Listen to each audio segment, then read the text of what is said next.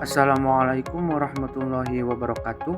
Perkenalkan, saya Ujang Sandi Nugraha, peserta pelatihan dasar calon pegawai negeri sipil Angkatan 50 tahun 2025 sebagai pengawas jaminan produk halal ahli pertama instansi Kantor Kementerian Agama Kabupaten Bogor.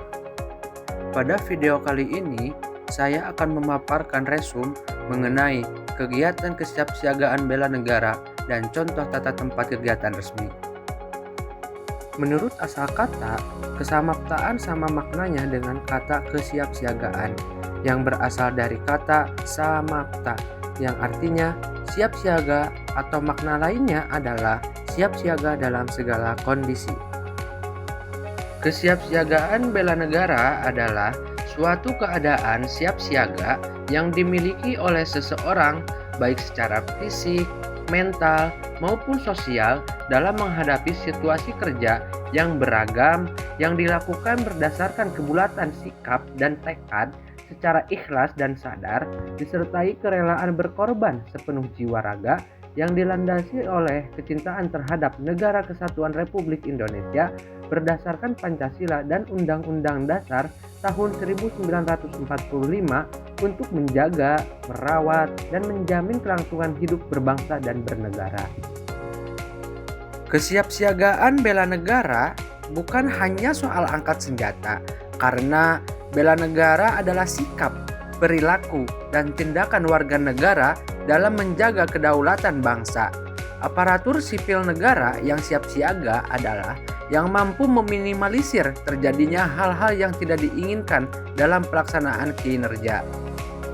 Poin pertama dalam kegiatan kesiapsiagaan bela negara yaitu baris berbaris dan tata upacara.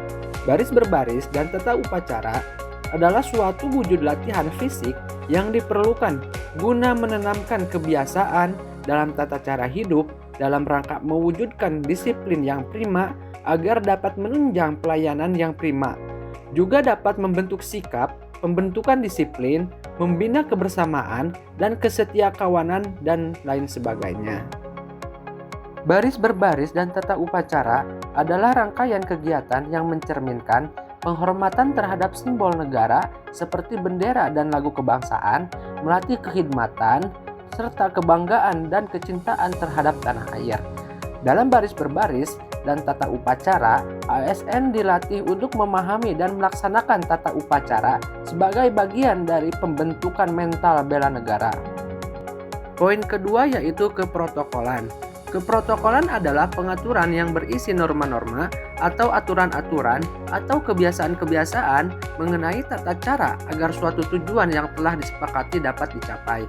Keprotokolan adalah serangkaian aturan yang mengatur tata penghormatan terhadap simbol negara dan pejabat, tata tempat dan tata cara dalam kegiatan resmi, etika dan sikap formal dalam pelaksanaan tugas kedinasan.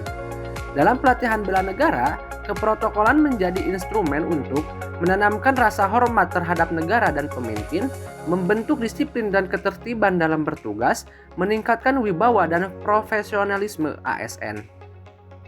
Poin ketiga yaitu kewaspadaan dini. Kewaspadaan dini merupakan komponen krusial dalam kesiapsiagaan bela negara bagi ASN. Ini bukan hanya soal deteksi ancaman, tapi juga soal membentuk mentalitas tanggap, peduli, dan siap bertindak demi menjaga keutuhan NKRI. Kewaspadaan dini adalah kemampuan untuk mendeteksi potensi ancaman sejak awal, menganalisis dampak terhadap kepentingan nasional, mengambil langkah preventif sebelum ancaman berkembang. Adapun ancaman itu bisa bersifat 1. Fisik seperti bencana alam, konflik sosial, dan terorisme. 2. Non-fisik seperti radikalisme, narkoba, hoaks, kejahatan cyber, dan degradasi moral. Sebagai garda terdepan pelayanan publik, ASN memiliki tanggung jawab untuk menjadi mata dan telinga negara di lingkungan kerja dan masyarakat, melaporkan potensi gangguan terhadap stabilitas nasional, menanamkan nilai kebangsaan dalam setiap tugas. Poin keempat yaitu membangun tim. Membangun tim dalam kesiapsiagaan bela negara adalah langkah strategis untuk memastikan bahwa nilai-nilai bela negara tidak hanya dipahami secara individu, tetapi juga diinternalisasi dan dijalankan secara kolektif dalam lingkungan birokrasi. Tim ini berfungsi sebagai motor penggerak semangat nasionalisme, ketahanan mental, dan respon terhadap ancaman multidimensional. Tujuan membangun tim adalah untuk mengintegrasikan peran ASN lintas bidang, meningkatkan efektivitas pelatihan dan aksi nyata, membangun solidaritas dan kepemimpinan kolektif.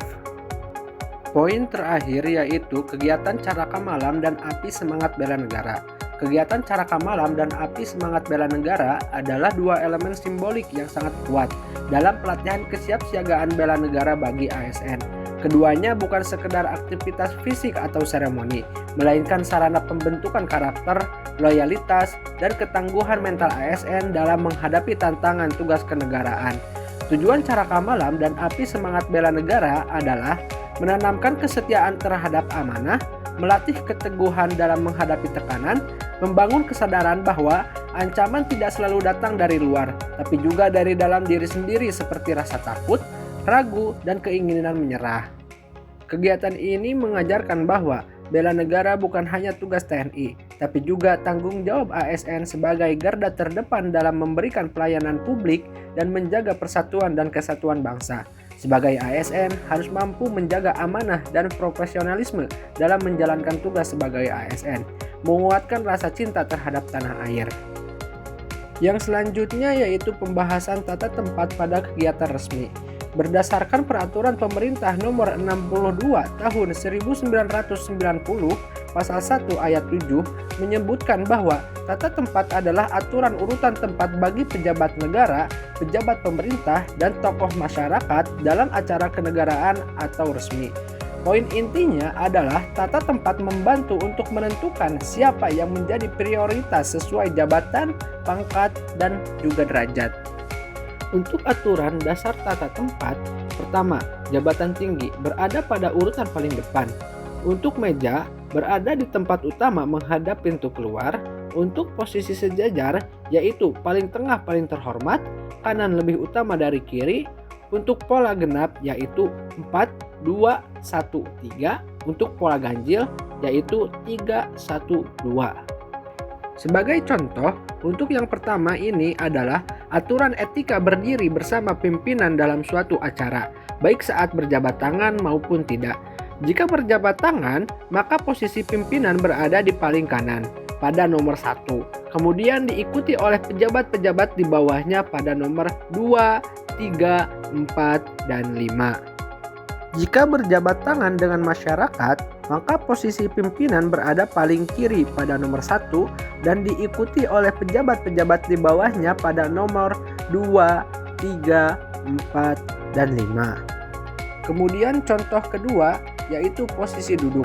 Terdapat dua bentuk meja yaitu bentuk U dan meja bulat. Untuk meja bentuk U, posisi pimpinan berada di tengah pada nomor 1 dan disusul nomor 2, 3, 4, dan 5 diisi oleh pejabat di bawahnya. Adapun nomor 6 dan seterusnya diisi oleh staf.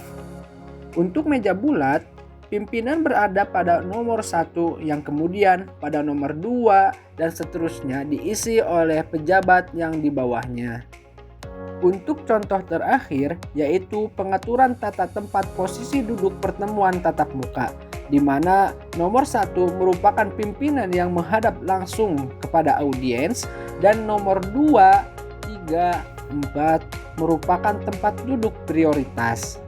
Sekian resume materi dari saya, semoga bermanfaat. Wassalamualaikum warahmatullahi wabarakatuh.